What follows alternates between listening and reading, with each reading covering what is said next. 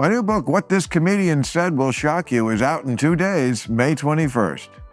He met with me, and I said to him straight up, I said, listen, if this is going to be about Bruce, you know, I understand that, okay? Right. But let's stop this right now.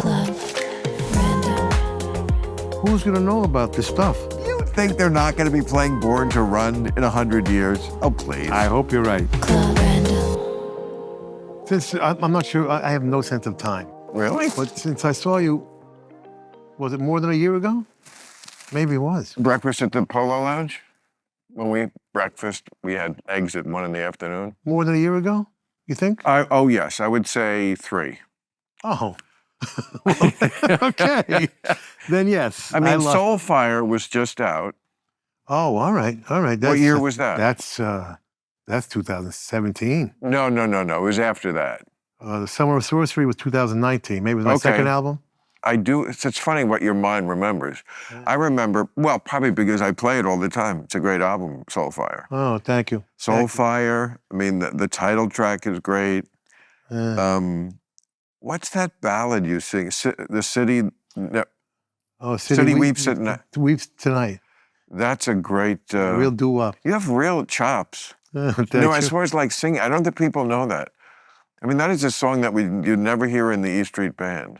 No. You know, it's almost doo-wop, right? It is doo-wop. It is doo-wop. It's really pretty authentic doo-wop. It's very authentic. It's awesome. I love that genre.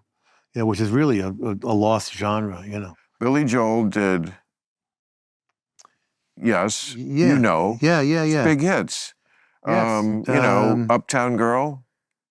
Yeah, what was that And one? then there was another one that was, of course, deliberately in that style. Yeah, he's a big Four Seasons fan. And, right. You know. As am I. I opened for them. Really? Yes. When I was 26, I did one Tonight Show or something, and I opened for Diana Ross, and then in Las Vegas, and then I opened for Frankie Valli on the tour. Oh, no, I'm sorry. This was right before my first Tonight Show. I did the tour, went right to this was 1982. It was their 20th anniversary tour. I was even on the tour bus. That was horrible. It's a long time since you've been on a tour bus, right? You see what we go through in the rock and roll world, right? What? I mean, the old days. The old days. Tour bus was a step up. Right. You know, from the station wagons and... the van, right. Yeah. Tour bus, you were kind of starting to make it. You know. Right. You even have a bus. You know. You're right. Everything's relative. Some guys don't have a bus. No. But now it's a plane, which is great. Yeah. And I know you're a big revolutionary, but I hope you don't ever feel guilty. Oh, the environment stuff? Any of it. Having money is not a crime. Oh, no. I got no problem with that. You know. Right, well, good, because I'm broke most of the time. Really? What are you talking? Why are you broke? Well, I got a big overhead. You got a big nut? Yeah, big. Big nut? Yeah, I got, you know. What's your nut? What's in your nut? Well, I got a record company that, you know, loses money? Barely breaks even. Okay. My entire radio network loses money. But the Garage Band one? Yeah. Oh, it's so good. Yeah, no, that's what I mean. Well, you know, I mean, this is the thing I feel like that is most in your DNA is, one, integrity. You do what you like, what you want, what you think is important. And 2, it never aligned with what the public may think. You're so right. You are so right. It's like, you know, and you can't worry about it, you know, because I feel like I'm doing good work, you know, and that's what counts. You know? And you're not exactly starving. No. I don't mean to be a whining rock star. God forbid. You're not whining at all. But I'm just like, me and money just don't get along too well. You know what I mean? I just don't. Really? I'm not an entrepreneurial guy. You know? You got that shirt. I can't. I mean, that thing doesn't look cheap at all. Where'd you get that shirt? I don't know. What do you don't know? That's how rich you are, but you don't know. There was a time in my life, if you went through my closet and where'd you get that, I could tell you exactly where I got that. Because I had 4 shirts. My first sport jacket that I bought for doing stand-up cost $5. $5. And then I had it tailored, which cost $20. The tailoring cost 4 times what the jacket was. But I had my $25 jacket. I still have it. So you opened for the Four Seasons. That's me. I did too What? with the Dovels. You Yeah. opened for the Four Seasons? Yeah, We have that in common? Holy yes, crow. yes. We What year? 1973. Wow. I joined a group called the Dovels, which had a couple of big hits in the early '60s. The Dovels. Terrific. That was before records. my time. Oh yeah, yeah. The Dovels. Yeah, they had You Can't Sit Down and Bristol Stomp. Terrific record. You can't sit down. What was that about? A colonoscopy? Well, What? You can't sit down. Hemorrhoids. it's a dance thing. Oh, I see. I see. That's so funny. At my age, I hear the phrase "you can't sit down." I think hemorrhoids. Not that I have hemorrhoids, but I know people who do and travel with a pillow. But of course, when you're 16, you're thinking you can't sit down. You got to get up and dance. Okay. Not a bad idea for a commercial, however. Right. So there you go. Yeah, you can make a fortune. But anyway, yeah, I just by some chance, ended up in the backup band for the Dovels, and I was so glad I got to Vegas in '73. It was like the last year the mob was there, So I got a chance to see the old Vegas, before the new Right. Disneyland Vegas, And it was really different. I'm glad I got a chance to see it. Now, when you say last year of mob rule, it's not like the contract ran out, but I know what you mean. There was an era, and a lot of people say that era was better. No doubt about it. No I'm doubt. sure that's not true if you were buried in a shallow grave in the desert. Recently, this is true. This was in the paper like 2 years ago when we had horrible drought. You know that out here. We've had it forever. Luckily, we've had rain recently, and Lake Mead got to the lowest level ever. So where there had been water forever, and they found tons of bodies, pinky rings, just a skeleton with a pink. Oh man, yeah. I mean, there was a lot of shit down there. But But I agree. It probably was better when it was more of a rat packy town. That's what it's meant. It's an adult playground. yeah, but here's the thing. First of all, it was only 7 or 8 casinos and nothing in between. So we Right. played the Flamingo. Just the Strip. When they said the Strip, I remember, when I was there in '82, it was just one road. Every hotel on either side of one road. That's not Vegas now. But a long way from each other. We played the Flamingo, and Caesars was 3 football it fields was at away. the end of the block. And nothing in between. You know what I mean? Nothing in between? No. No. Land, I'm telling you. Really? Yes, there was nothing. There was literally 7 or 8 casinos on the entire Strip, other than downtown. The Riviera. The Sands. The Desert Inn, the Sands, Dunes. right? The Flamingo, maybe the original. Yeah, Flamingo was the original. Probably still. Which okay. I was thrilled. Right, because, Caesar's Palace was probably the end of the block. You're right. Well, yeah, it was diagonal. There was away. no Luxor. There was no. But here's the thing: the whole intention of the town was to make money from gambling and nothing but gambling, right? So, these buffets, were like $2.79 lobster and steak. Right. The rooms were $29. Right. You know what I mean? Yes. The lounge was $6, and Frank Sinatra could walk in. $6. So, and here's the mob the probably. lounge. You mean not the main? Not the main room, but there was a main room, and then there was a lounge. And that's to me, that's what Vegas is missing the most currently. Is there's no lounge acts. Yeah, that changed. Yeah. Which is a shame because that's where you saw Don Rickles. Yeah, at first. Or you could see acts who were coming up or on their way down. Yeah. And it happened at 11 at night, midnight, 2 in the morning. Oh, yeah. It's a late town. Yeah. If you want to do something after when I work there, I'm playing at the same time all the other shows are. Right. When I'm done, everything's done. And then people go to discos. I don't want to go to a disco. Yeah. Yeah. So there they are. They're making nothing but money from the gambling. The mob's probably grabbing a third off the top, right? And everybody still got rich. And everybody got rich with no money from entertainment, food, or rooms, right? With the mob taking a third off the top, and everybody still got rich. Well, I think they had entertainment pretty much from the beginning. Yeah, but it was a lost leader, whatever they call it. It they probably lost is money. It may still be a lost leader. It was always meant to be. Yeah. Now they make money from everything. They charge you for the fucking Wi-Fi now. I mean, you know. Right. I mean, they're not going to leave. They don't leave $1 on the fucking table. Oh, no, and they don't know how to treat people anymore. Oh, no. Like, I mean, No, that's... not really. Yeah. Unless you're a whale, unless you're a big gambler, Right. Yeah. But even the entertainment, I mean, they've been very nice to me. I was at the Mirage for a long time, and now I'm at the MGM Grand. They're great. I mean, they're very nice people. It's just that, the way the hotel business is, you just can't, I mean, I blame the millennials. I'm sorry, but I do. I mean, like, I have this thing, long-running thing, and I guess if you want to say that this makes me a diva, okay, but you're wrong. It's not. All I want in my room is a fan. Just one person who's watched all my shows. No, an electric fan. I just want an electric fan because it never gets cold enough in the room. Right? Do you like it cold when you sleep in a hotel room? Not too cold, but yeah, I know what you mean. I like it cold. Get under the cover. Okay. So, and also for noise, white noise. I like the sound of a fan. But it helps me sleep. It's harder for me to sleep on the road. So, like, okay, you call up, can you put an electric fan in there? If you can't, just say no. But these are 5-star hotels.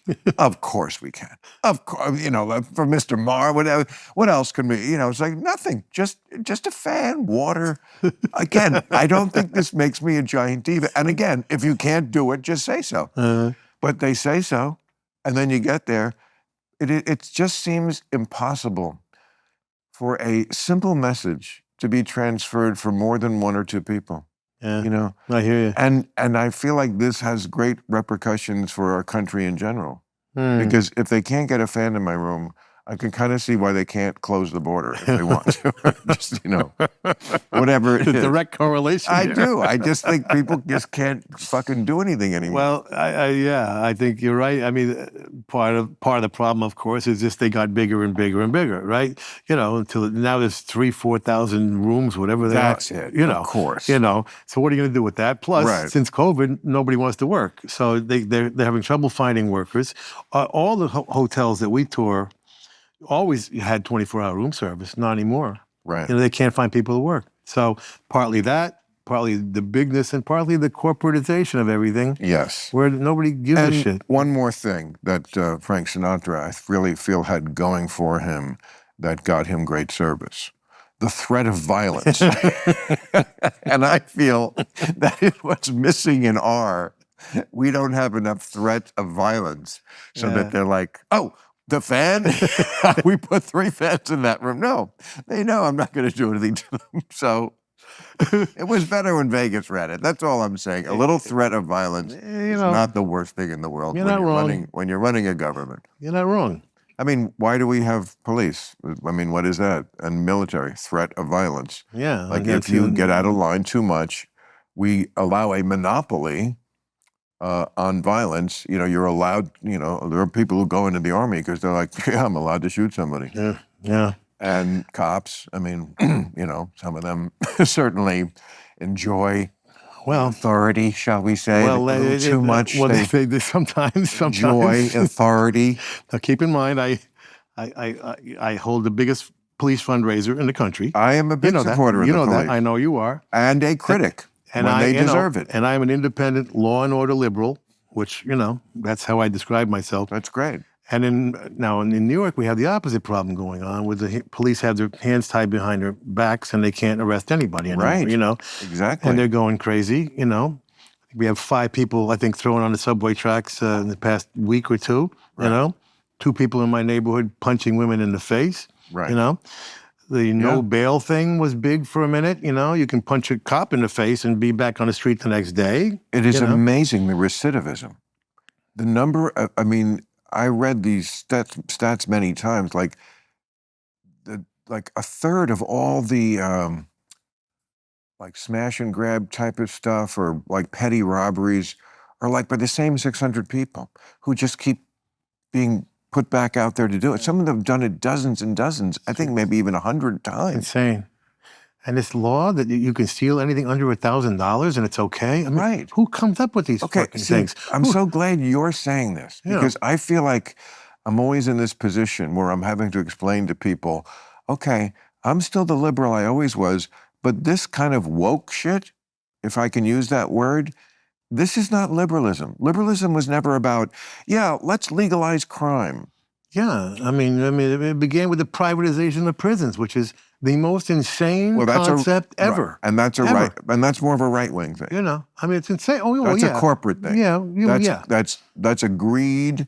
Corporations should take over as much as they possibly can. That's definitely a right-wing thing. I mean, you know, hey, let's make crime profitable. I mean, what a concept that is, right? So, I mean, there's that going on the other side. And, yes. And look, you know, you're totally right, though. I mean, look, up top, you know, at the higher echelons, it's mostly a Republican problem, and locally, it's a Democratic problem. Okay, certainly in my neighborhood, you know, I mean. So you still live in the old neighborhood? I'm in the village, in Greenwich Village. Right. You know, and it was the best neighborhood in New York. It was the best neighborhood in New York, and now it's terrible. It was just totally peaceful and hippies and artist type people and bohemian, you know, and safe. You know, I live a half a block from Washington Square Park. Right. Living near a park used to be beachfront property. Right. Okay? Now they're homeless encampments, you know. Right. And, you know, and there's nobody solving these problems. And you know? Again, if I may, the difference between liberal and woke, liberal was in the name of compassion, for God's sakes, let's get these people off the street. Right. Woke, that's not their view. Their view is homeless people are like an endangered species that needs to be protected in its natural environment. That's insane, frankly. Living their best life under a bridge. That's It is insane. But again, that's the argument. You see why I almost have gray hair now. Because I'm always having to like make this argument, and people, you know, I've heard people come up to me and say, well, I don't like it when you make fun of the woke. I'm woke. I'm like, no, you're a liberal. Woke migrated to this other place that I'm making fun of for good reason, because it desperately needs to be made fun of. But the word does trigger people, that word woke. It means different things, I guess, to different people, you know. People don't. Because at first, it was a kind of a good thing, right? At first, it was a great thing. Consciousness. Alert to injustice. Right. A consciousness about... Who would know better than the man who ended apartheid? No, if people don't know. I told, when you were on Real Time, I think you were like surprised at the direction I went with that interview. Yeah, but I really wanted to highlight that part of your life, the least financially rewarding part. Well, my bandmates bought mansions that tour. No, but it is, what I was saying then, I will reiterate, it's true. Like, musicians, in my estimation, I've said this here before, I'm sure, I think they overestimate their place in changing the world. They like to pat themselves on the back and say, oh, we changed it. Music-based art, no art really can change the world. One of the few exceptions is, I really feel like what you're marshaling those people for, you know, it was at the right time for apartheid to fall, but peaceful revolutions are rare, and South Africa had one. I mean, they went from an apartheid country to another, and then some of that credit goes to that, was it de Klerk or whoever, you know, he was the Gorbachev of South Africa, and but he was forced into it. You know, of course he was. Of course he was. But still, to manage it without a lot of bloodshed. Well, that was Mandela's, you know, genius of coming out and saying, yes, let's of course be cool. You know, it had to be Mandela. That could have been a massacre. It could have been. Like no one would have believed. Okay. But he came out and was like, let's be cool, you know. And again, that's like a liberal thing to do, not a woke thing. Like it wasn't pure. Purity would have been, no, we must kill the people who were wrong. Yes, they were wrong, and history's always wrong, and people are schmucks. But that was such, like, for practical reasons. I always feel like liberals are more practical. Like, what can practically get done? And we should have also punished a lot of the 2008 Wall Street assholes who crashed the market. But we didn't. Why? Because it would have actually made it worse. So Obama was not pure. He didn't, I've heard that criticism a lot, you know, Obama, he sold us out. He didn't put anybody in jail after. Yeah, because that would have fucking put us in a depression. Warmer, sunnier days are calling. Fuel up for them with Factor's no prep, no mess meals. Meet your wellness goals in time for summer thanks to the menu of chef-crafted meals with options like Calorie Smart, Protein Plus, and Keto. Factor's fresh, never frozen meals are dietitian approved and ready to eat in just 2 minutes. So no matter how busy you are, you'll always have time to enjoy nutritious, great-tasting meals. Make today the day you kickstart a new healthy routine. Crush your wellness goals this May with dietitian-approved meals and ingredients that you can trust. Another few things that are awesome about Factor: restaurant quality meals ready in 2 minutes, and there's no shopping, prepping, cooking, or no arguing with your partner about cleaning up. Head to factormeals.com/random50 and use code random50 to get 50% off your first box plus 20% off your next month. That's code random50 at factormeals.com/random50 to get 50% off your first box plus 20% off your next month while your subscription is active. Summer is almost here, and that means one thing: more partying. How to manage all that and still function? Z-Biotics is the answer. Z-Biotics Pre-Alcohol Probiotic is the world's first genetically engineered probiotic. It was invented by PhD scientists to tackle rough mornings after drinking, which makes me think, hey, scientists, calm down on the partying. Here's how it works. When you drink, alcohol gets converted into a toxic byproduct in the gut. It's this byproduct, not dehydration, that's to blame for your rough next day. Z-Biotics produces an enzyme to break this byproduct down in your gut. Just remember to drink Z-Biotics before drinking alcohol, drink responsibly, and get a good night's sleep to feel your best the next day. I don't drink as much as I used to, and one of the big reasons is that I hate to waste a day. But with Z-Biotics, you can feel much better after having even a few drinks. Go to zbiotics.com/random to get 15% off your first order when you use random at checkout. You can also sign up for a subscription using my code, so you can stay prepared no matter the time or occasion. Z-Biotics is backed with 100% money-back guarantee, so if you're unsatisfied for any reason, they'll refund your money. No questions asked. Remember to head to zbiotics.com/random and use the code RANDOM at checkout for 15% off. Thank you, Z-Biotics, for sponsoring this episode. Well, I'm so happy to find out that you're not as far left as I thought. No, I'm, depending on the issue, it's issue by issue. I've been writing a political book now for 20 years. I don't know if I'll ever finish it, but Really? you know, and I wanted it to come out. Speaking of which, I have a book coming. I just wanted to give you a headshot of me, really. Although then I remembered I gave you one for Christmas. I have a book. What this comedian said will shock you. It looks like a clickbait. It's funny. I love it. Anyway, it comes out in May. I signed it to you. Oh, well, It's an thank you. advance copy. I think you'll be amused. It has been LOL tested because these are mostly the editorials that I did on real time at the end of the show. Ah, okay. Collected, edited, put them in a set. Great stuff. Only the best stuff, It's amazing I had 20 years to work with to pull the best stuff. And so I think you'll be laughing on every page. And Well, some of it, thank I'm confident now that you'll agree with. Camera, with the camera.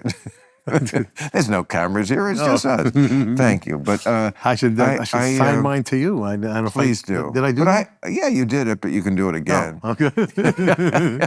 Well, first of all, let me just say, and I've said this before, you were a great writer right from the start. I read your first book. I think it was your first book. True Story, I think it was called. That was a novel. Wow, yeah. I'm telling you, it was a fantastic book. I read it when it came out. I think before I'm not even sure I'd seen your stand-up by then or not, but and why?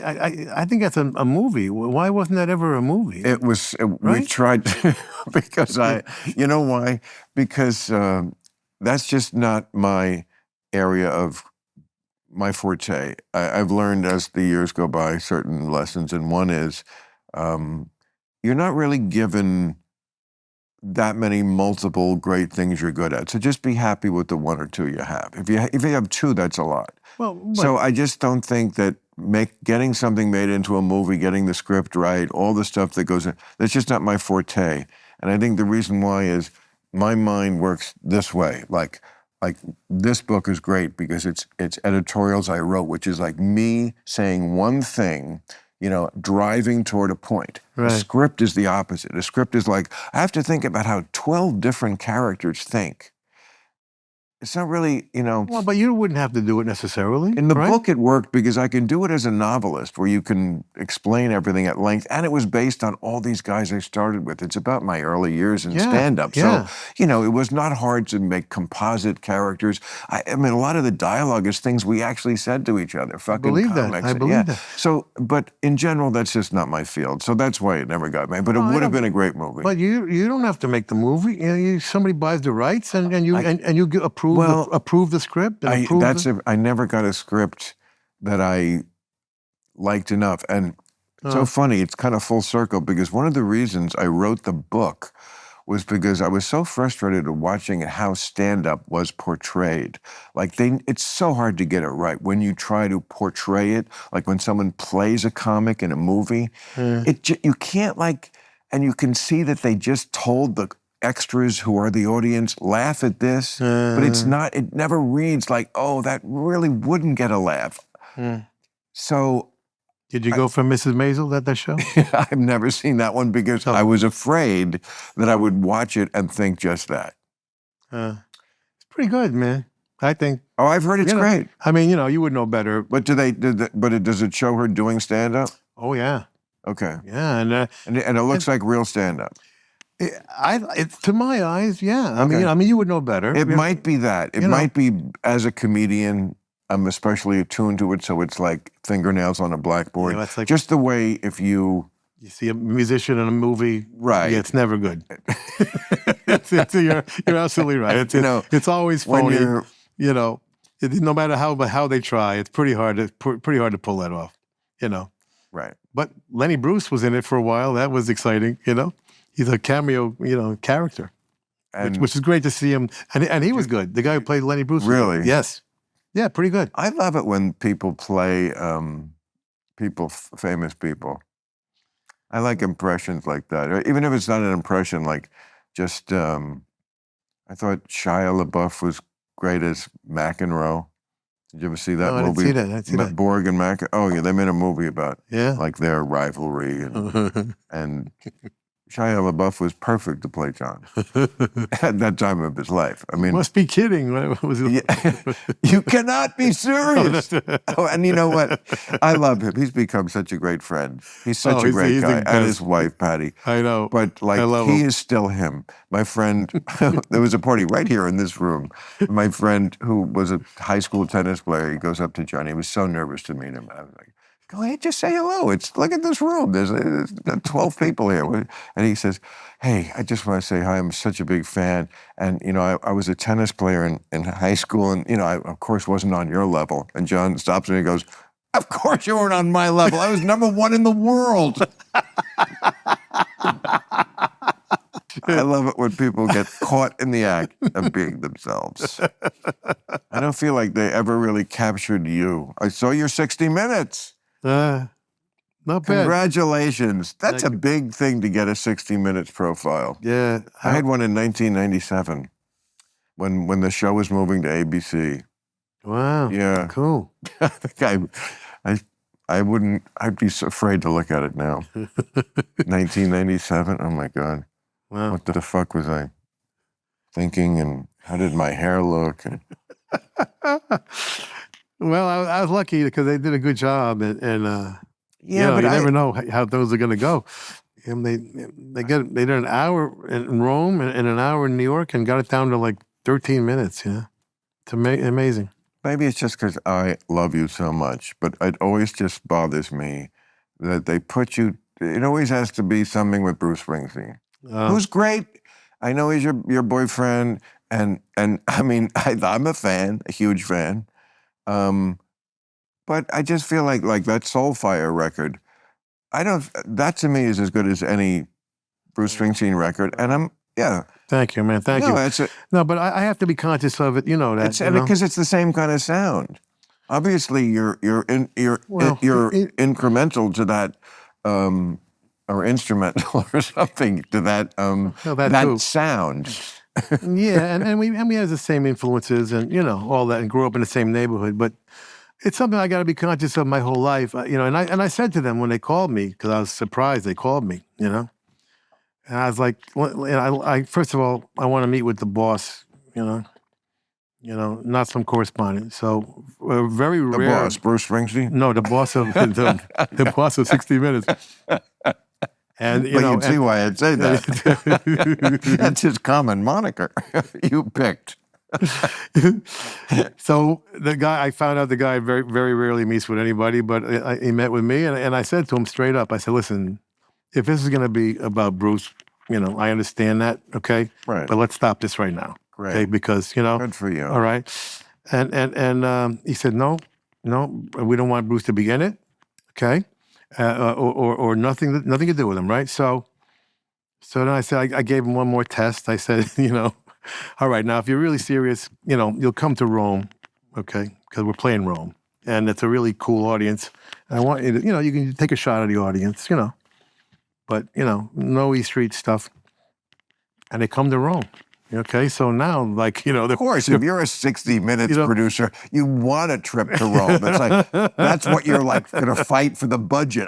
It's so important we do this story because Stevie Van Zandt, this is a Bruce's story. It's the war in Syria and this. We've got to go to Rome. Send the other guy to Syria. I'm going, I got to be on the Stevie Van Zandt story. It's too important. So now they're passing every test, right? So now I'm thinking to myself, now it's right to the end of the interview and the end of this whole, filming. And I started thinking to myself, geez, I don't want Bruce thinking I don't want him in the piece. You know what I mean? I'm starting to feel a little. It's almost damned if you do. Because they were totally holding up their end of the bargain. Nothing to do with Bruce, I said, you know what? I'm going to have him come in at the end, and because I want him to be in it. He's my best friend, I don't want him thinking I don't want him in the piece, right? So I had him come in right at the end there, and it was wonderful. It was a nice little, yes, 1 minute bit, but most of it was legitimately about my life. They asked you about the. You played the consigliere on The Sopranos, and it's, Well, that's all right. That's all right. There are just some things they can't resist in the media. Yeah. I remember almost the first piece I did, I must have been living out here. It must have been 1993, my old house. And they shot me, suddenly they do it in your house, around your house. So, it wasn't a mansion or anything, but it had a pool in the back. So they shot me in the pool. They wanted I don't know what the fuck. And of course, the name of the article was In Too Deep.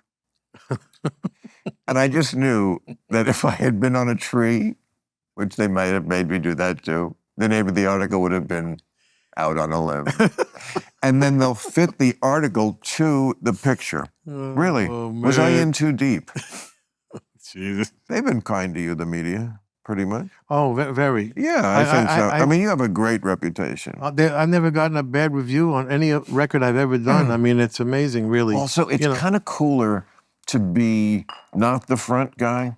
Keith Richards, a lot of people would, It's easier. Well, it's also like, did you see, it's my favorite of his movies, and I love all his movies, but did you see Once Upon a Time in Hollywood? Oh, yeah. Isn't it awesome? Awesome. Especially for people our age who remember TV in that era. Awesome. How funny it is with all the references to the Fantastic. TV we grew up as kids. Remember the FBI, the show, and also Screen Gems. Well, It's a Screen Gems. The best moment was Leo doing Hullabaloo. Hullabaloo, exactly. But my point is, in that movie, Leo is the front man. He's the actor. Right. Right? He's the star. And he was terrific. But I'm saying the character he was playing. And Brad Pitt plays the stuntman. Yeah. And his kind of gopher, right? Best friend. Yep. Take one for the team guy. You get shot at. Fix the antenna on the roof. Fix the antenna on the roof. Drive me around. But because he is so confident in how cool he is, it's Brad Pitt. Yeah. The perfect casting for this. It's like he's cooler. Dean Martin with Frank Sinatra. It depends on your taste, but I'm with you. I'm with you. I feel like a lot of people are in that camp that I'm in. Like that guy is kind of cooler because he doesn't need the spotlight. Yeah. Yeah. It speaks of a greater confidence. It's yeah. I guess I'll never get Bruce Springsteen on this show now. No, it's you know, it's true. It's true to some extent. I mean, you know, you have to. People become that big a star. He's handled it beautifully. Yeah, I mean, it's amazingly. I don't envy that kind of obligation. No, but some people handle it better than others. I mean, to still be as cool as he is, without, selling out. Yeah, I mean, that's at that age. And the quality of his work at this age is astounding. Yes. The new latest album is fantastic. It was kind of taken for granted, A Letter to You. But when you I love it. When you read those lyrics, I mean, come on, incredible at this age. And I also love the one he did right around the same time. It was all covers. Oh yeah, the soul tribute. Yeah, terrific, terrific. I mean, we played, where were we? San Francisco the other day. He flies home to New Jersey to sit in with some country guy, Luke Bryan, Sure. Just because he likes him. And then flew back to San Francisco for the second show. I mean, you know what I mean? Yeah. You don't have to do that. No. I mean, yeah. Did you see the documentary on We Are the World? Yeah. Okay. I mean, I remember when the song came out, like it was yesterday, even though it was 1985. I was doing a little sitcom called Sarah on NBC with Gina Davis, Bronson Pinchot, and Alfre Woodard. We were 4 lawyers in San Francisco. And I remember being in the makeup room as we were all getting dolled up for the show, and it had just come out and someone had it on their boombox. And we all just listened, and Mark Hudson was also on the show. He was a musician, and he was like calling out who all the people were. Oh, there's Billy Joel, and there's, Bob Dylan, and I mean, everybody was on that. Yeah, amazing. And Bruce kind of had the lead. He had more lines than anybody. He kind of was the... Oh, yeah? Yeah. Oh, yeah. Huh. And he was very raspy, yeah. which worked for the record because it was, and it's great in the documentary that moment where Quincy Jones, they're driving home at 8 a.m, and he says to his friend in the car, "Boy, the white guys really brung it." So what a fucking tribute from Quincy Jones. And he did bring it, but in the documentary they showed he was in Buffalo the night before. Flew all the way to California, horsed after the show, and showed up and just went, I think, right into the studio. So I love that. I love the documentary, and they're completely wasted and tired, and they're doing the whole thing in one night. It's like 5 a.m, and Stevie Wonder decides we should have a versus Swahili. Yes. Yes. This was the highlight of the documentary. And was it Waylon Jennings? Yes. Just walks right out. This redneck don't do no Swahili. He says, I mean, I never heard that story. I mean, no one had ever said it. I'm like, oh my God, that's worth the price of admission. It really is. And how do you feel about that? Do you feel he was justified in that to just say, I'm not comfortable? I was Waylon told, Jennings? Yes, I was told this was going to be I mean, no, probably looking back on it, he regrets it. You know what I mean? He probably says, well, I mean, they didn't end up doing the Swahili after all, so right. It probably would have been fine. But, I don't know.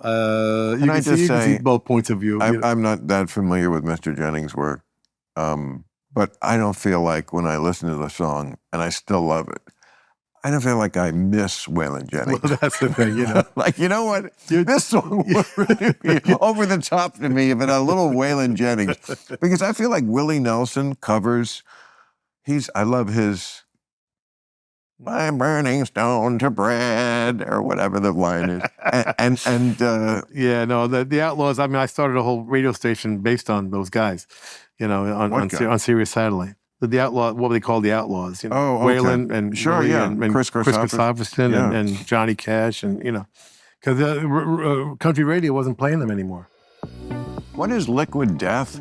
Well, it may look like a beer or some crazy energy drink, but it's not. Liquid Death is actually a healthy beverage brand that makes mountain spring water, low-sugar sodas, and low-sugar iced teas, too.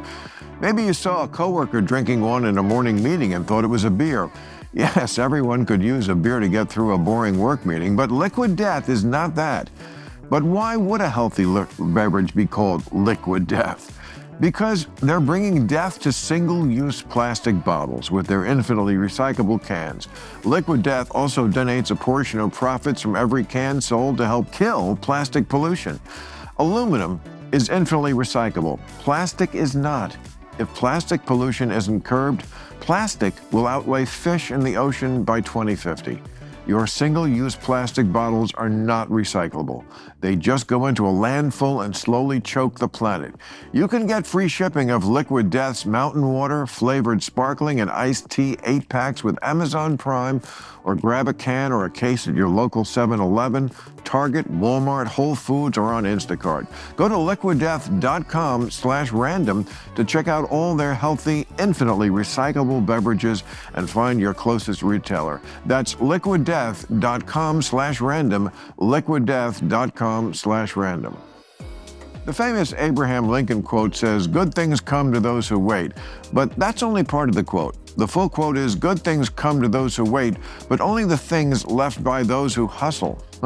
Well, if you're a business owner and want the best people on your team, the same applies. Thankfully, ZipRecruiter puts the hustle in your hiring, so you find qualified candidates fast. And now you can try it for free at ZipRecruiter.com/random. ZipRecruiter's smart technology finds the top talent for your roles right away. The moment you post your job, ZipRecruiter's matching technology starts showing you qualified people for it. Let ZipRecruiter give you the hiring hustle you need. See why 4 out of 5 employers who post on ZipRecruiter get a quality candidate within the first day. Just go to ZipRecruiter.com/random to try it for free. Again, that's ZipRecruiter.com/random. ZipRecruiter, the smartest way to hire. Hey, I'll be at the David Copperfield Theater at the MGM Grand in Las Vegas on June 21st and 22nd. I'll be at the Orpheum Theater in Minneapolis on July 13th, and on July 14th, the Riverside Theater in Milwaukee.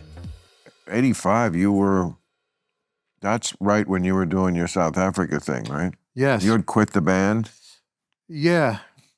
I just got obsessed with politics, and That's the year right around there, right? yes, I'm right around that time. I'm in South Africa doing the research. I went twice. And what year did apartheid end? 89? Yeah. Well, What year did they? No, geez, I should know that, shouldn't Government well, you gets out said of- at the beginning you were bad at time. I? So. Yeah. He gets out of jail around 89, 90, and then I think they had the election like 90, 91. Something like that. Yeah. But What do you think of what's going on there now? I mean, it's not good. not good. No. Because Well, You- I think it's still corruption going on. I think it's it's so hard to fight that in countries. I mean, really, it's tough. I mean, Like, look at Haiti. oh man, I mean, it's a shame. It's why do you think a place like that just never, like, people ask this a lot now, like, it shares an island with the Dominican Republic, right? the island of Hispaniola. Yeah. Why is one place so markedly different than the other? And you know what the Dominican Republic is doing now? They're building a wall. Sound familiar? And they're going to make Mexico pay for it. No, that part I made up. But they are building a wall. When all Well, these, why one half? What's I don't know. I know, it's I a- was like, puzzle? the country needs to be reimagined. I mean, they were the first ones to declare independence. They were Yes. extremely, influential and ahead of their time in a lot of ways. The first ones to get rid of slavery in the Yeah. Western Hemisphere, Yeah. right? Wasn't that the, Yeah, with some amazing the accomplishment. Toussaint Revolution? Yeah, and one bad thing after the other. But I said to everybody, Sean Penn and everybody else who was down there trying to help. Yes. I said, like, let's reimagine this place, you know, have the Amazon and Apple and, you know, go down there and like, you know what I mean?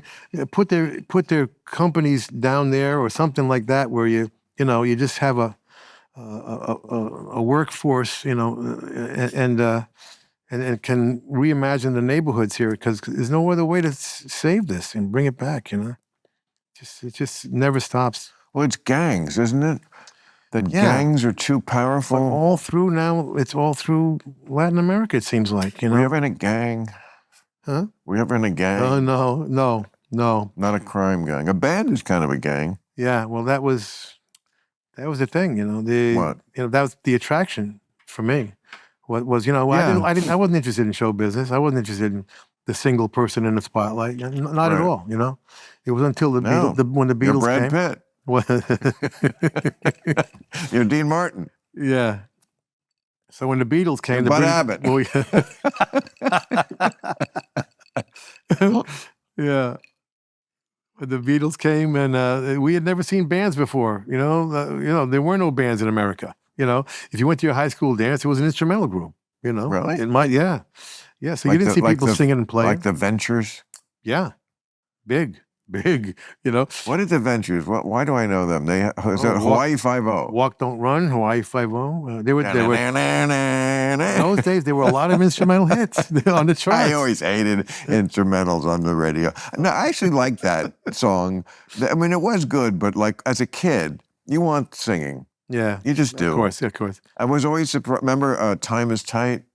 Yeah, that was Booker T and the MGs. Booker T and the MGs. Yeah, that's your kind of. Oh, yeah, they were great. They were the house band, you know, for a lot of. That's your jam, you know. Yeah. Right. Yeah, they were a house band for Sam and Dave, and is that right? So many others, yeah. Oh. Otis Redding. Yeah. That's why they never learned to sing. They didn't need to Get a singer. What does it cost? Nothing. Right? Yeah. You make money, then he. But anyway, but the bands come, and suddenly there's 4 guys or 5 guys, you know, and they were like a gang. They were like a posse, a team, you know, and they spoke. It just communicated an entirely different thing to me, and I wanted to be part of that. I wanted to be part of something, you know, that we're all heading towards the same goal, you know, and that's when I wanted to be in a band. That's when I started playing. But up until then, camaraderie. Yeah, you know. You know, all of us who have no musical talent, and I speak for multitudes, even though many think they do. I at least know I don't. But I think we all crave that in a way. Again, not just the music, but that feeling that you're doing something with 4 or 5 or 20 or 80 other people that's so in synchronicity. It has to be. Yeah. And when it is, you probably feel a connection to them that's very hard for other people to... True. Yeah. No, right. I mean, and it's satisfying. It has to be very satisfying. Because you're part of a team, you know. It's a relationship that's working. Yeah. You know, it's not easy. And relationships can, like band relationships, can work on stage musically when they're working horribly in every other way. I mean, what band is ever not hating each other? Ever. It's true. You could almost you could certainly easier make a list of bands who didn't. No, you're so right. I mean, it's just the nature of the beast, obviously. And luckily, when we grew up, they kept those things secret. You know what I mean? You didn't know that till later, you know? So you bought the illusion of friendship. So we were, we were 3rd generation rock and roll in the 70s, right? So we bought the illusion that they were all best friends. Yeah, the 50s being the first generation. I see, then the 60s. Yeah, right. You know, in terms of rock and roll years. So we bought the illusion that they were best friends. I don't know if you ever see the Beatles' second film, Help? Of course. Yeah, well, you know, that scene where they walk up to 4 different flats, you know, 4 different apartments, right, doors. They open the doors, and then they're all in the same apartment, right? Well, we thought that was how it was. You know what I mean? You live together, you were a band, and you're in the same apartment. The Beatles, I mean, they were so early on the curve of when rock got huge that they really did. I mean, when they were on the road, they're the biggest band ever, and they were sharing hotel rooms. They never had their own rooms. They were sharing the mic. How crazy is that? Remember? Yeah, and I think and of course, the mic was for harmony balance. And of course, all of that made it better. Yeah. That's one reason why Yeah. they're the primus inter pares gods on Mount Olympus. Totally. Partly because of that. Totally. You're talking about the van and the traveling by bus and car. They tell that story of freezing England in winter, the van being driven by their roadie, Right. and they're in the back lying on top of each other for warmth. Well, they said for warmth. No, but can you imagine? And they'd have to switch after a time because the guy in the bottom was getting squished. I mean, that band was tight. Yeah. And it's hard to believe they never got their own rooms. It's so funny. Right. But yeah. They were just making up the rules as they went. I also loved it I loved the sharing of the mic. Just as a fan, just as a 8-year-old kid watching them. There was just something about watching them spit in each other's faces from 2 inches away. But keep in mind, there were no monitors. Monitors was a recent development. Okay? When they played Shea Stadium. Yeah, it was the PA system. The PA system. There's no monitors on stage. Okay? What do the monitors do for you? That's what you hear. You don't hear the PA. You only hear the monitors. Right. So the Beatles are not hearing anything. Right, I know. Okay? And Ringo has said he, had to follow. Right. Visually. And I was at Shea Stadium and they sounded like the records. They sounded perfect, because they're on the same mic, they could hear each other.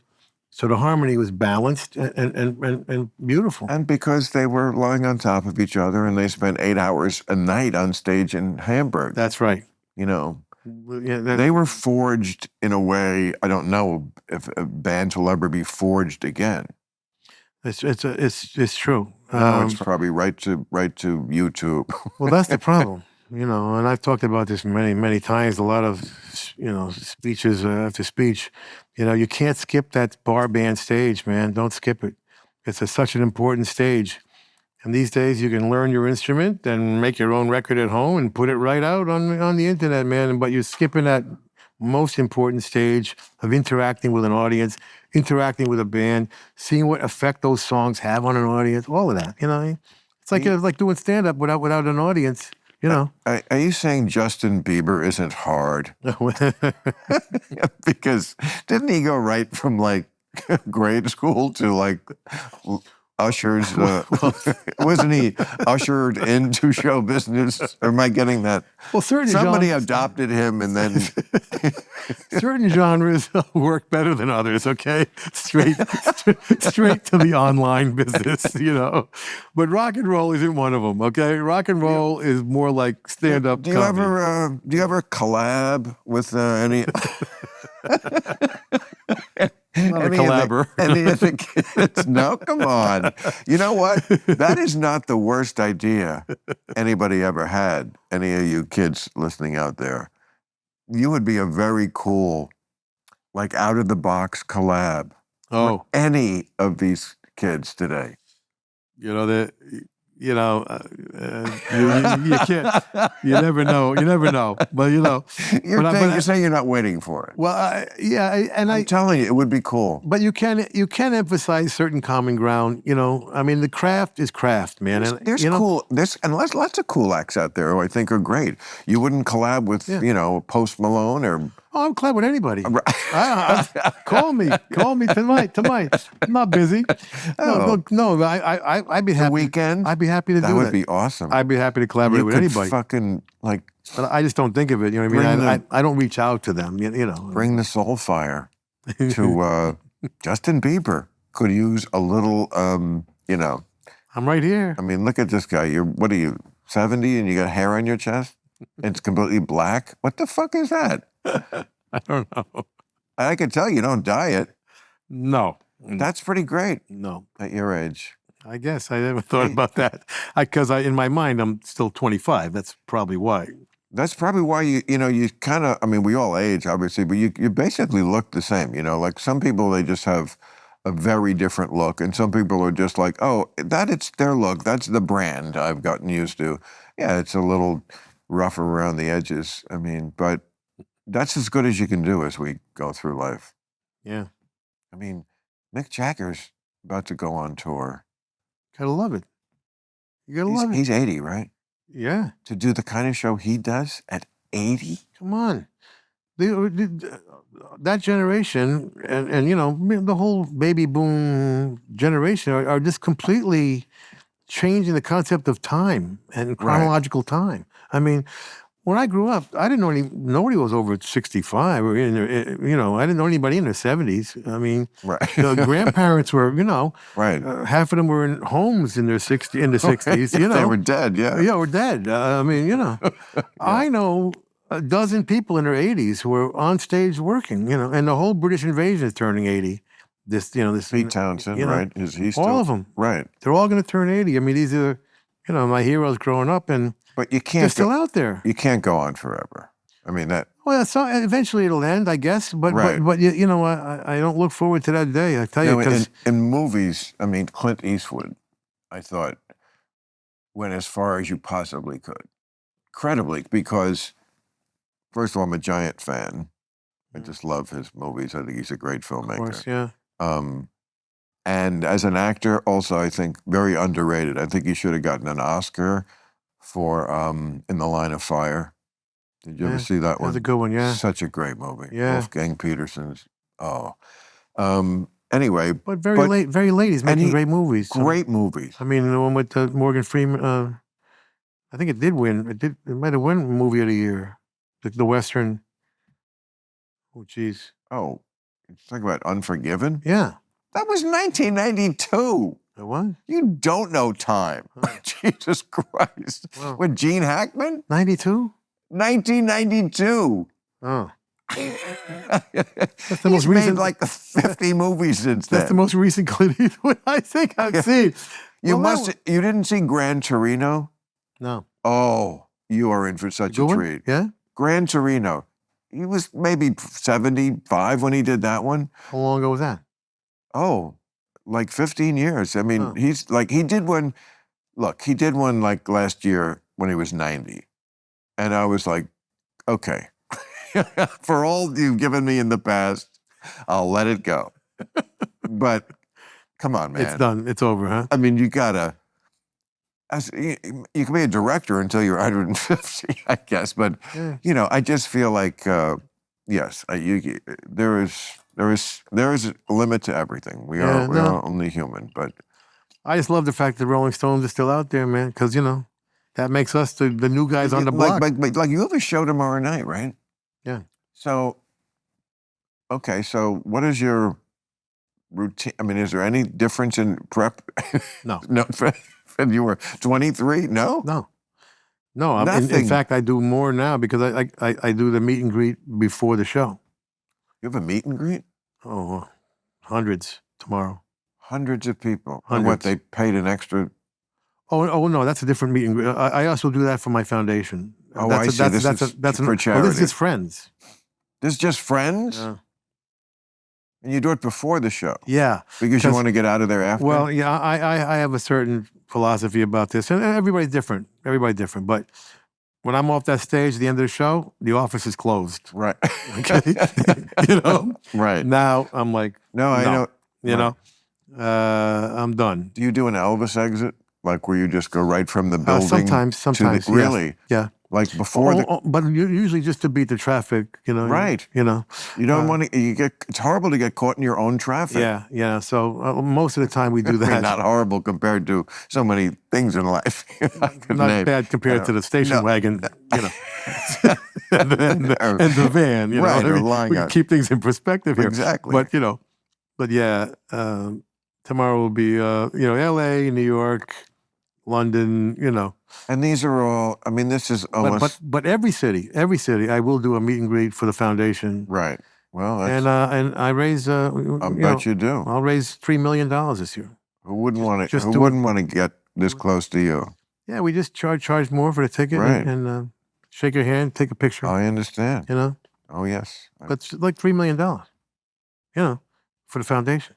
Every year or every show. Every tour. Every tour. You know.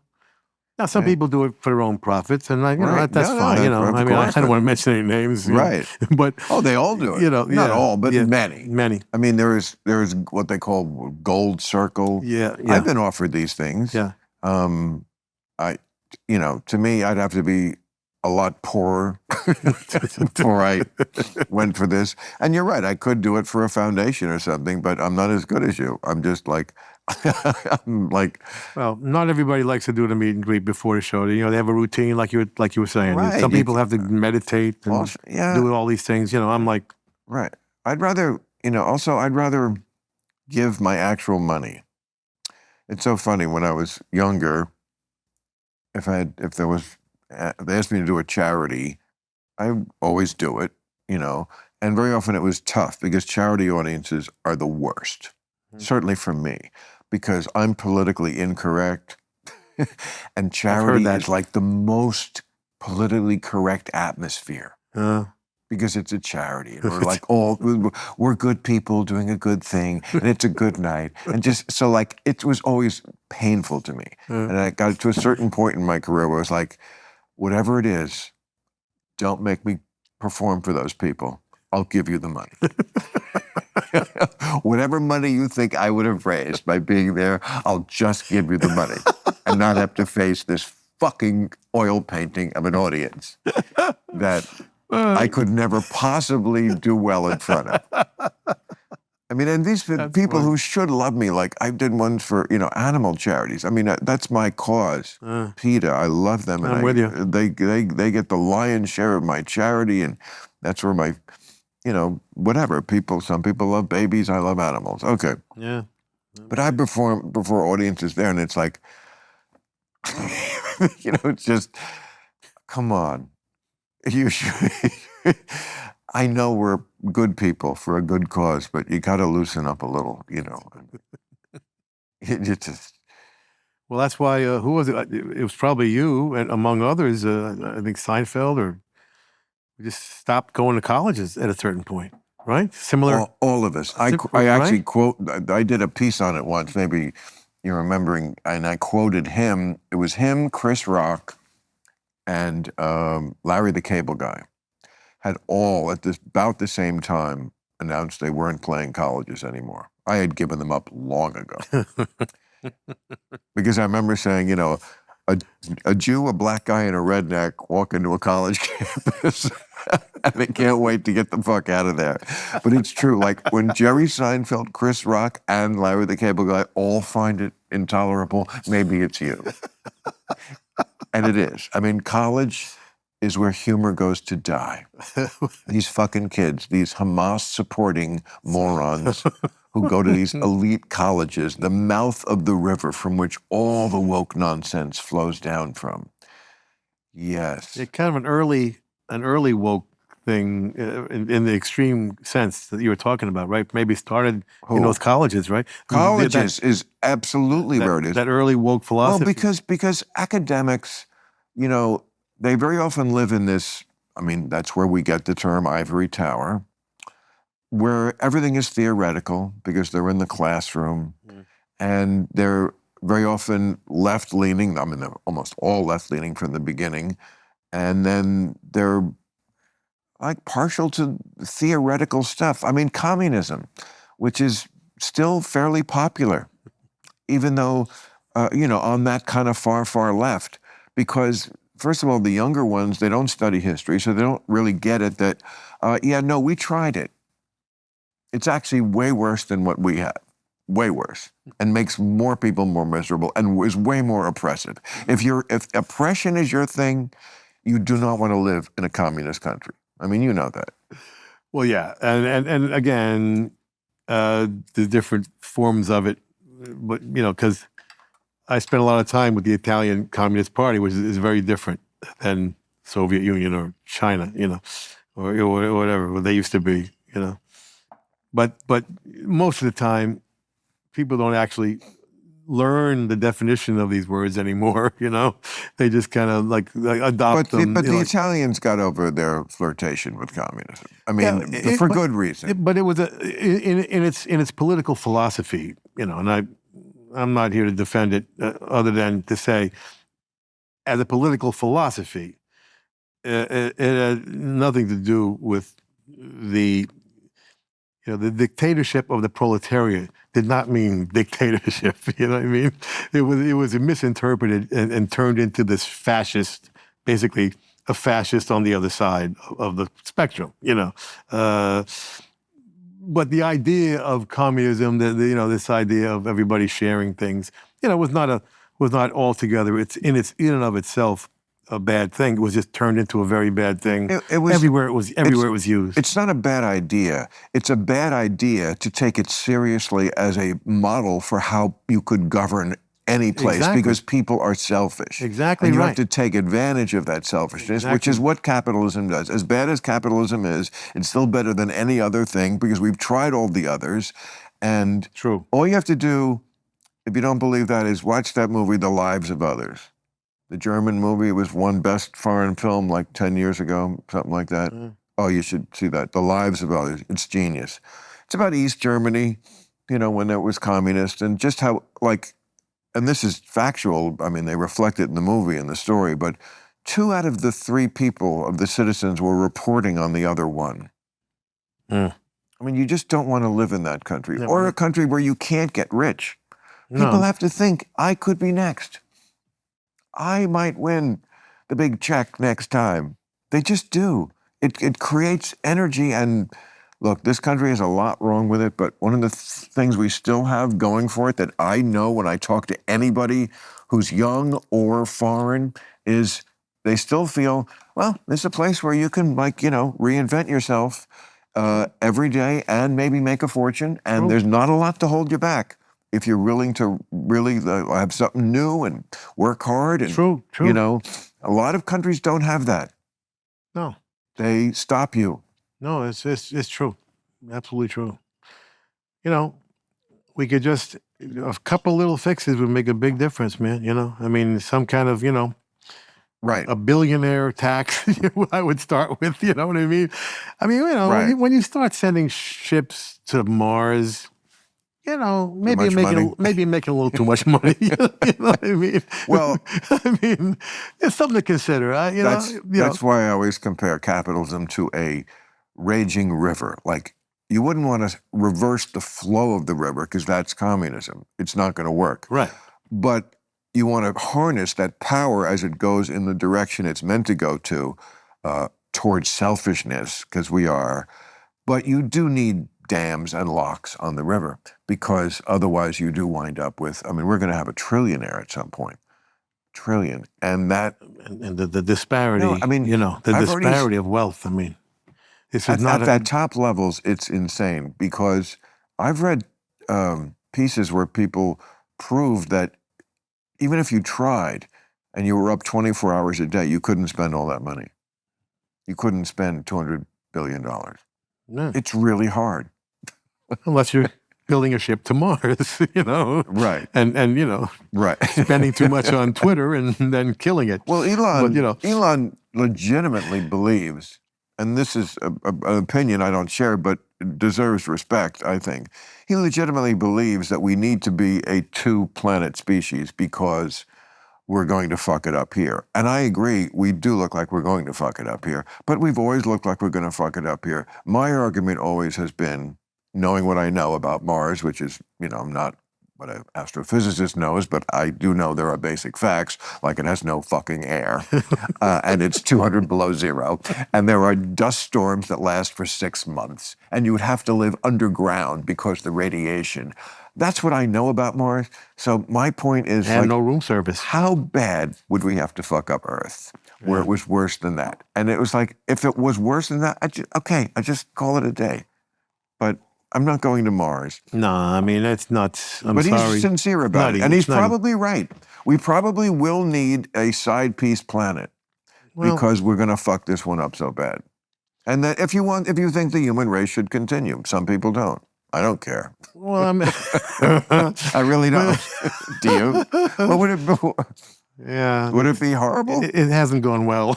It has gone well. I think it's amazing how well it's gone. Yeah, Look at us. But not for 90% of the country, of the world. That's not true anymore. You know? That's not true anymore.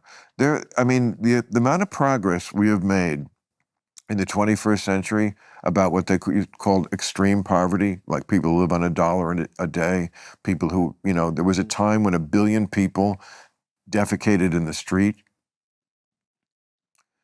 Those stats have all gone way down in the 21st century, muchly due to capitalism. Even though there are purists who are like, how dare they build sweatshops? Because you know what? Sweatshop was better than shitting in the street. The rice paddy. Whatever. Yeah. The rice paddy, exactly. Whatever. And it's a bridge to, look at all these countries like Vietnam and Korea and Singapore and like Malaysia and China that started out like agrarian. In our lifetime, we've seen the move to sweatshop and then to a really discernible, respectable middle class. Yeah. India, has a lot of poor people. It also has a very big middle class and some very rich motherfuckers. True. But just, you can just kind of even up the score a little bit. I think it would make a big difference. And if Musk, No, it's true. I agree. You know what I mean? I agree. If Musk put his money into like maybe some practical use on the ground, rather than going to space, maybe things would improve a little bit this more. Is the guy who already gave us the electric car. So you can't rob him of that. Maybe the stupidest invention ever. The electric car? Come on. Why? Oh, not the electric car. I mean the self-driving car. Oh, okay. Well, those are... No, I didn't mean the electric car. Which one is... The self-driving car is the stupidest invention I agree. I've ever heard of. I agree. All it's doing is putting tens of thousands of people out of work. And are you going to trust one of those things? No. No. That's got to be the stupidest invention ever. Also because they're to work properly, again, theoretical versus real life. In theory, they work because they're tested on like very smooth, good roads. Yeah, where are they? I live in a rich neighborhood and the roads are horrible. That's exactly. LA cannot give you the kind of roads you need to have for self-driving cars, and they probably never will. But it's insane. It's insane. And they spend billions on this, billions. No, he's got a lot of bad ideas.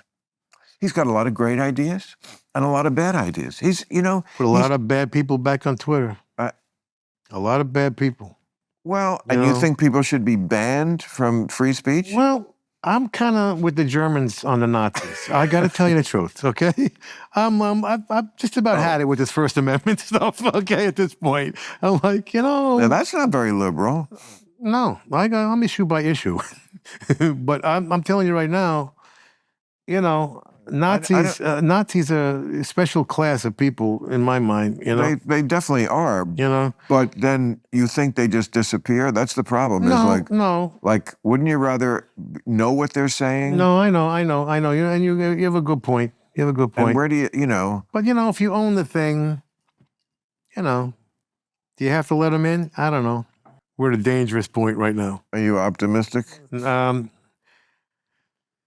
Yeah, a little bit. Okay, I don't think he's going to get reelected. I really don't. You mean Donald Trump? Yeah, I really don't think so. I think this wannabe Fourth Reich, that he's part of. I don't think he'll succeed, but we have to admit that. Oh, it's very possible. He's certainly smarter than our justice system. Okay, that we know. Okay, forget about the Justice Department. He's smarter than our justice system. At this point, it's not built for people like him. Well, a lot of spitting in judges' faces. A lot of history, there is a theory they call the great man theory of history, which basically is saying, obviously, that certain men come along, and you men because most of history, but I'm Joan of Arc, maybe in this category, person of history will say, that's the important person, the Winston Churchill, the Napoleon. Other people say, no, history has its giant tides that ebb and flow, and people just basically manage them. I would say technology is the determining factor in most of history. The technology changes, and people that then we just have to adopt.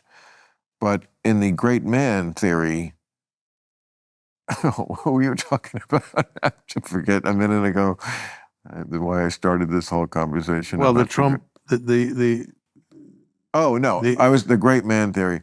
Like, I feel like with a great man in place where Robert Mueller was, or a great man in place where Merrick Garland is now, I feel like things could have been different.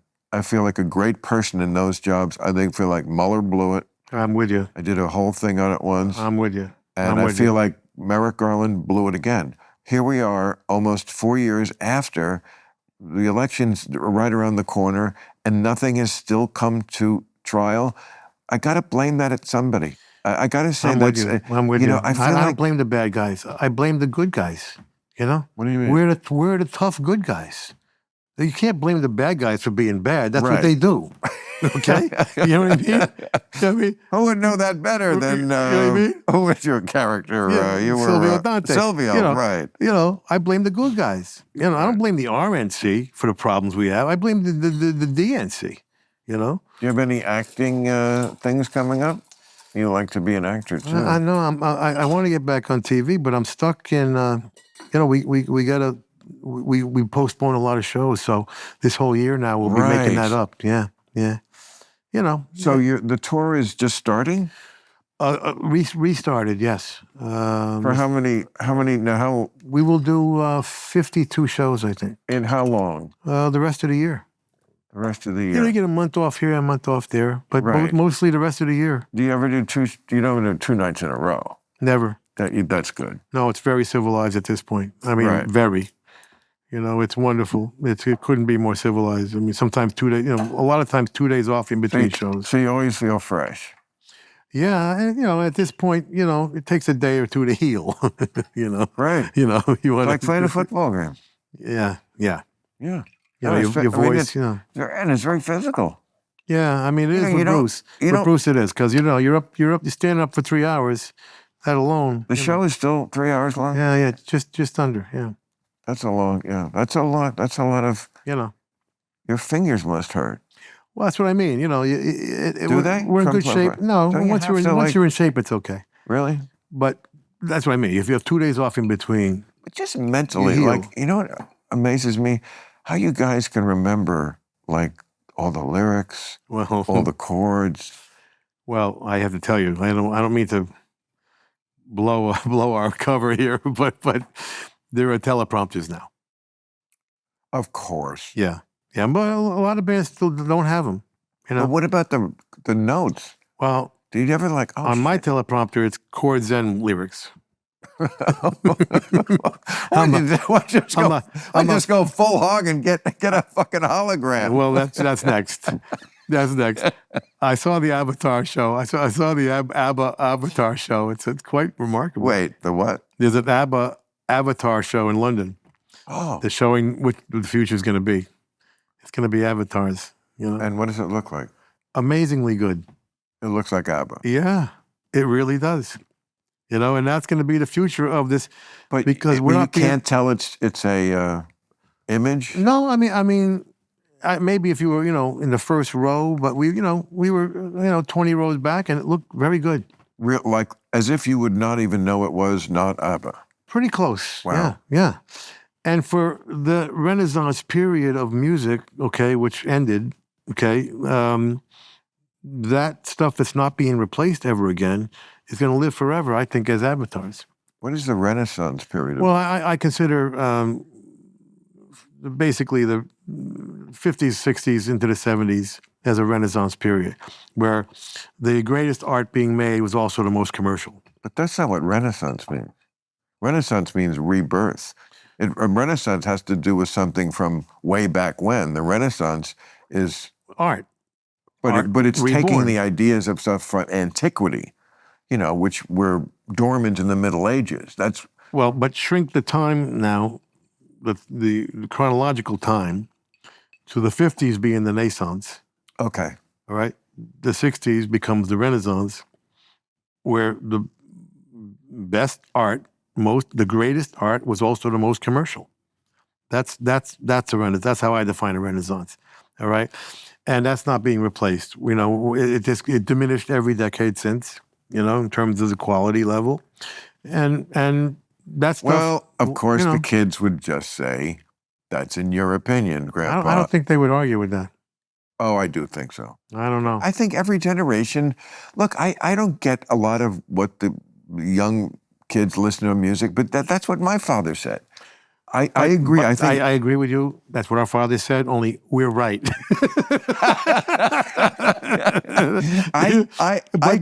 I never. I didn't diminish Frank Sinatra's value. You know what I mean? I learned about it later.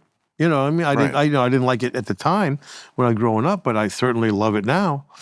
And that's what kids, by the time they get to 17, 18, 19, everybody goes through a pop period. That's natural, right? Right. 11, 12, 13 years old, you're into pop music, By the time they get to 16, 17, 18 now, they discover the Doors, they discover Led Zeppelin, they discover us. We got a lot of kids in the audience, And, the pop stuff kind of fades away now. It's a little bit more transparent, a little bit more...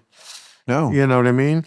As opposed to the 60s when the pop music was the greatest music being made. It was wonderful, And I don't know. Yes, it's a matter of opinion. It's a bit subjective, I suppose. But all I know is there's not going to be a whole lot of future, looking back at this period of time, I don't think musically, There's exceptions to the rule. Of course there's exceptions to the rule.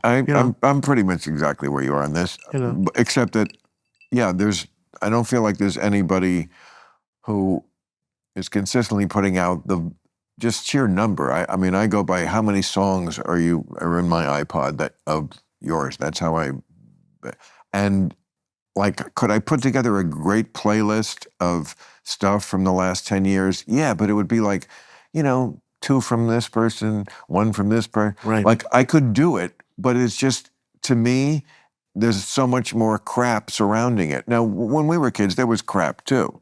Of course. I mean, there was bubblegum music, which we didn't like, or maybe we did, I don't know. Appreciate it now more.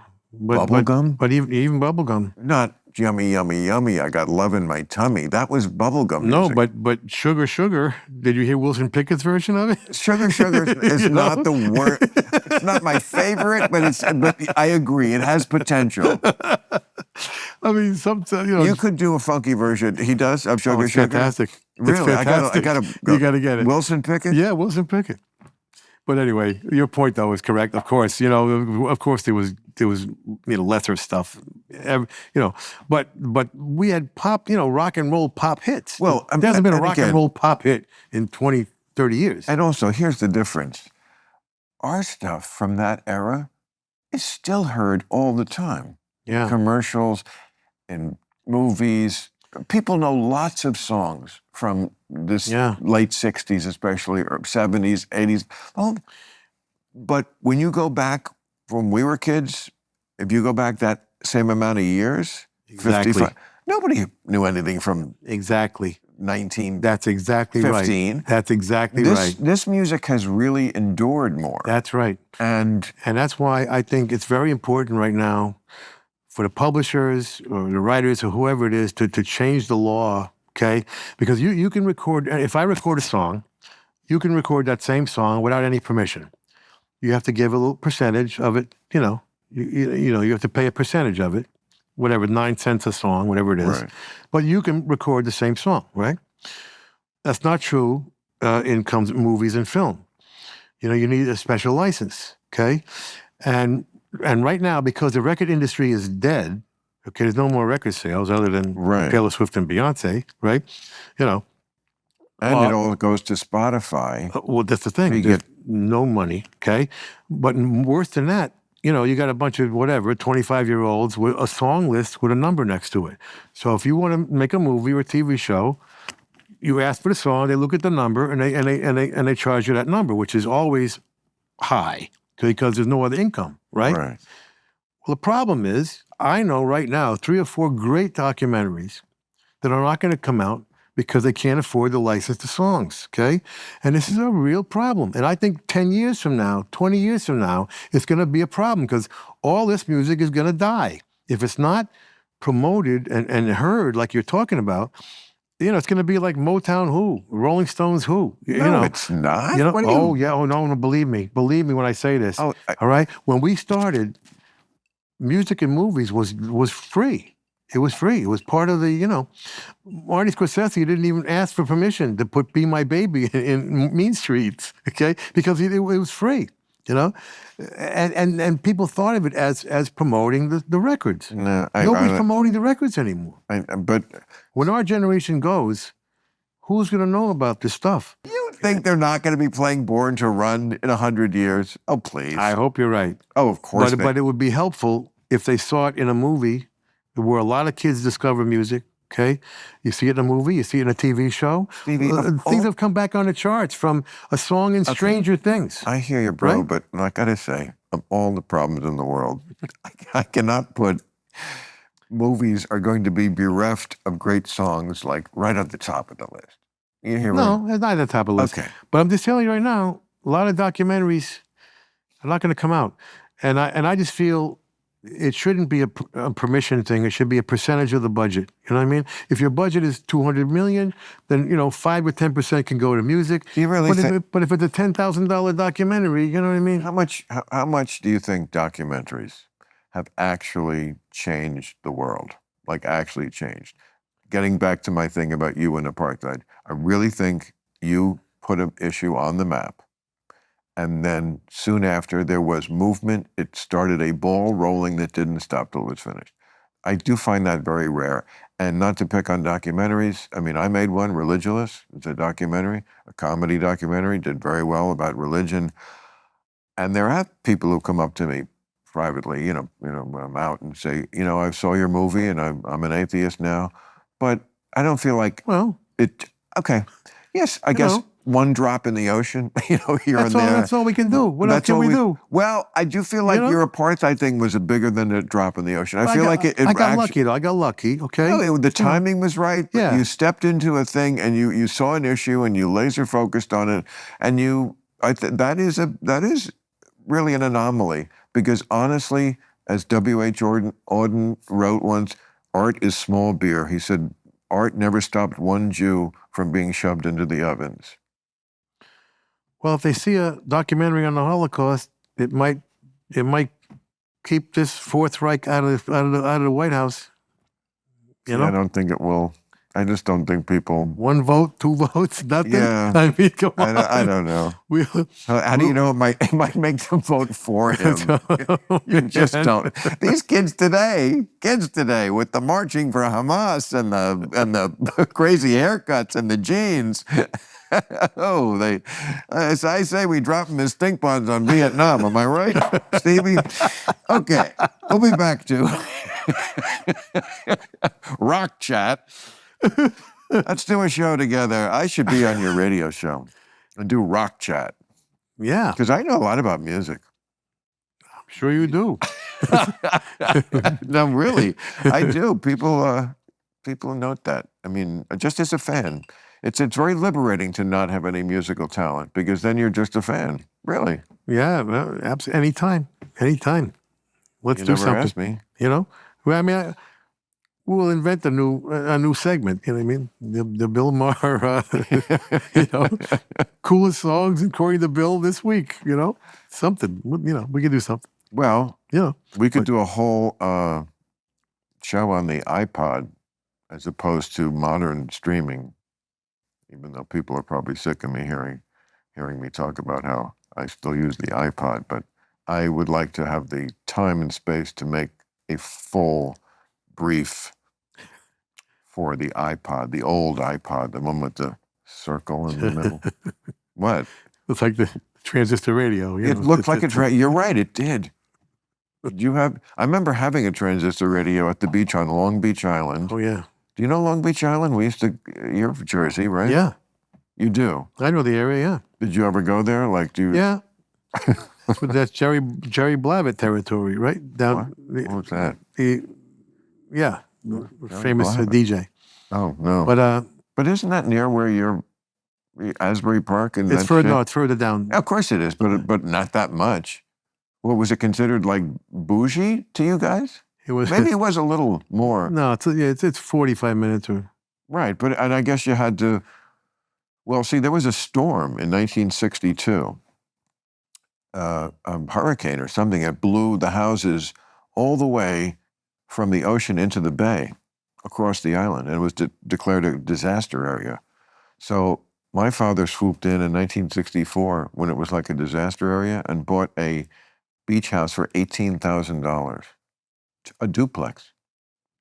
Good move. Yeah. Right on the beach? It was, Across the street.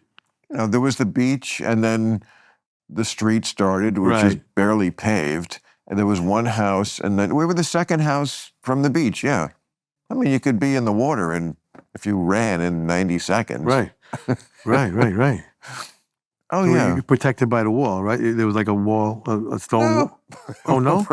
Just a road? Just a road It was in a between? jetty at some point, but yeah. Oh, because when you get a little bit further north. No, I mean, there's that's one reason why it was so cheap was because that did happen once, but I guess they just were like, fuck it. And at some point they started to build again and, people, I don't know. Got suckered in again.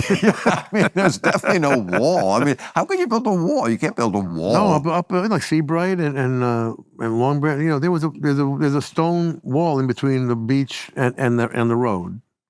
You know what I mean? On the other side of the beach, there's a big wall. That's fucking ugly. Who wants to live? Oh, and until the hurricane comes, it's ugly. Then it kind of. Well, I don't want to live. I don't want to live by the water at all. Anyway, No. It's. I would. So you still have the house down there or no? No. Well, I mean, we sold it in the '80s, It's probably worth $10 million now. It is. It probably is. It's amazing. I would shudder to think it's probably $1 million property. That's your amazing. father had the foresight. Yes, 18. But you never went to the Jersey Shore? That wasn't a part of your whole. Oh yeah, we were considered. I was in Middletown, which is 20 minutes. What county inland. is that? Essex? Monmouth County. Monmouth, right. We played all the beach clubs. That was part of the circuit. Right. So yeah, we were. That was your Hamburg. Yeah. The beach clubs. Yeah, and Asbury, and the Upstage Club. What are beach crowds better or worse? What now? Like anytime, like beach, because I feel like the beach is a world of its own. Even though I only live 10 miles from the beach. Whenever I go out to the, like Hermosa Beach or one of those towns, it's like a whole different world. A different culture. Yeah. Yeah. Not better or I'm not criticizing. I'm just saying, I don't know what the crowds would be like. Would it be more laid back or would they be like so relaxed they were great? I don't know. Well, that whole scene was the first stoners, the first surfers. They were all kind of ahead of the curve with that stuff. But a little more relaxed. But we never were a member of a beach club. My family was middle class, but not that high up. So we played all the beach clubs, and it was mostly middle class audiences back then. But it was great because when you're a teenager, especially then, there was no rules, no adult telling you what to do because they didn't know what rock and roll was yet. It's so great you had that because I'm sure as long as it's been now that you've been in front of the stadium crowds, I'm guessing it just never gets old. You never take that for granted, having lived through the lean years. Especially now. It's just must be such a joy to hear It's so wonderful. many people so excited by you. Yeah, no, because I have a record label with a lot of little bands, and we can't get people to come out. I mean, we just did a tour with 4 bands, all of whom could tour on their own. Right. Terrific bands. We didn't do 50% of the capacity of any club. It's hard to get people to come out. So You're so right. I don't take it for Right. granted I for mean, 1 minute. when you look at that list of like who makes the most money touring, it's almost all the older bands. I mean, obviously Taylor Swift, Yeah. Beyonce, there are ones that probably are at the top, but like other than that, it's Paul McCartney, it's the Rolling Stones, it's Yeah. you guys. Yeah, you two are the new guys. They're the You latest. too, right. They're kind of, they're the latest ones to break through. Probably the last ones to break through. All right. Well, I mean, there's Well, a couple. Green Day. There's some that do well, but you don't look like you need to rest up for the show, but I'm going to let you go and release you back into the wild because I don't know. I kind of like it here. Can't I live here? You can. I'm sitting here all night. They told me you had to be out at 7. Look how good. Look how good I did.